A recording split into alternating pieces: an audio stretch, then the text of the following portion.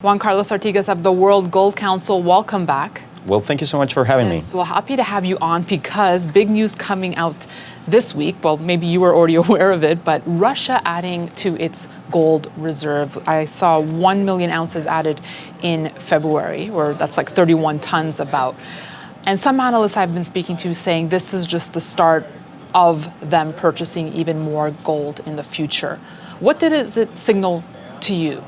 We learned about the news, just like you, this week, and it's interesting they increased their reserves by about 1.5%. What is more interesting, I think, is to understand the case of Russia, as well as what happened last year. Last year, central banks collectively bought about 651 tons of gold, the most they've bought since 1967. But again, the more interesting thing is not just these large numbers, but the trend. Central banks, emerging market central banks especially, have been buying gold fairly consistently since 2010. So it's been 9 years of purchases. So this is a continuation of a trend rather than a new trend or something that is not we have not seen before, because central banks in emerging markets are looking to diversify the reserves. They're looking for safety, and gold provides that to them. Right, and not just a total record. We also saw countries that never purchased gold before, like Poland and Hungary, adding to their reserves for the first time. But why? I know you say it's a trend, but why did it hit a record last year? Why is there more hunger to add to these reserves now?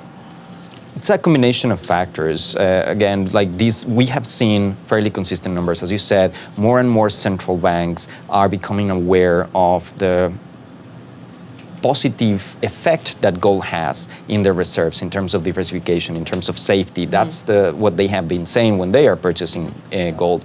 So the more central banks become aware, the more they realize that it's important to diversify the reserves, the more you see these trends. As well, there's a trend to the dollarization, generally speaking, in central banks, meaning especially emerging market central banks over in the past 20 years or so, they were primarily exposed only to the US dollar, and little by little they have reduced some of that exposure to the dollar, and again it has been enhanced over the past couple of years. And on that topic, JC, what about countries wanting to have their gold back in their backyards? We saw Germany kind of start that trend a few years back, and now Romania asking to have their gold back.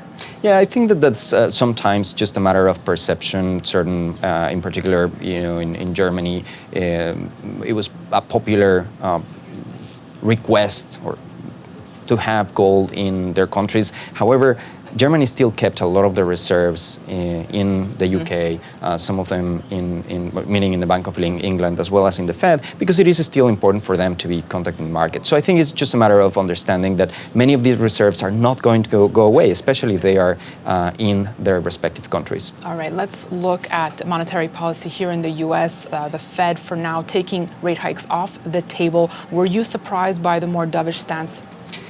Not necessarily. I think that the market is very good at understanding cues from the Fed, and the Fed had been discussing after December and before this meeting, and having statements and so on and so forth, by which the bond market actually before the meeting was already pricing no cuts for the rest of 2019, and even a small percentage of no hikes, for 2019. And even a small percentage of a cut, right? So the Fed actually perhaps delivered more closely to what the bond market was expecting. We actually wrote a piece where we were saying, most likely we will see the expectations aligned, and these actually can be supportive of gold in part because what we have seen is that when the Fed changes their stance from tightening to neutral, that can have a positive effect on the market. Now, we saw gold react positively when the news came out, but we've seen this happen in the past. So how do we know that the momentum is real this time? There are two parts to this. I mean, as you said, this is one of the drivers, okay? Last year, we had a continuous cycle of rate hikes, and we also have the dollar strengthening. And this year, we are switching a little bit more towards a more neutral stance, as we saw from the Fed, and we have also seen a range-bound dollar, right? So from a U.S. perspective in particular, this means that there are some headwinds that are not going to be as prevalent for gold. But again, this is just from a US dollar perspective in particular for US investors. More importantly, one of the trends that we highlighted earlier in the year is to not only monetary policy, to track monetary policy, but what is happening to risk and uncertainty in the market. And that actually has kept gold as a relevant asset for many investors, and we believe it will remain a relevant asset for investors. So as we know, one of the main drivers behind gold's all-time high in 2011 was investment demand. But in February, we actually saw gold ETF flows negative for the first time in many months. Is this a negative for the metal? No, what we saw, and the headline number masks different trends in different parts of the market.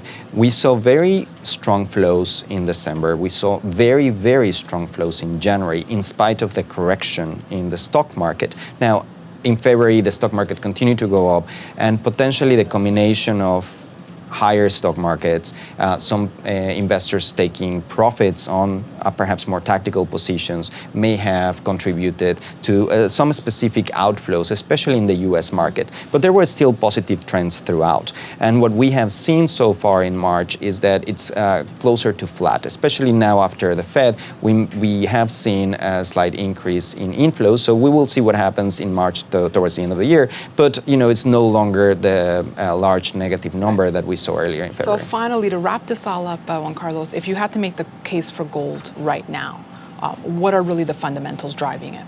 There are four drivers of gold that investors need to keep an eye on. The first one is economic expansion. There's a positive link between economic growth and gold over the long run. The second one is risk and uncertainty, and I think that this is particularly prevalent around the world, and in places like Europe, it resonates a lot with investors in this environment, as well as many investors in the US and Asia. The third one is opportunity cost. Opportunity cost meaning either higher rates or stronger dollar, or in this case range-bound rates and potentially a range-bound dollar. And then finally momentum. So between those things is what explains gold, and what we believe is that some of those drivers currently are positive for the market. So on the topic of momentum, at what spectrum are we at? If I had to ask you to look at a barometer, where are we on that momentum? Yeah, the momentum, or in particular, if you look at net long positions in COMEX, they have increased from the very bearish stance that more speculative investors have in December. They are not super high, they are not very low, they are more or less around average. What we have seen is a combination between that and all the other factors that have been positive for the market, especially over the past couple of months. Juan Carlos, thank you so much. Always a pleasure speaking with you. Thank you for coming to the studio. Thank you so much for having me.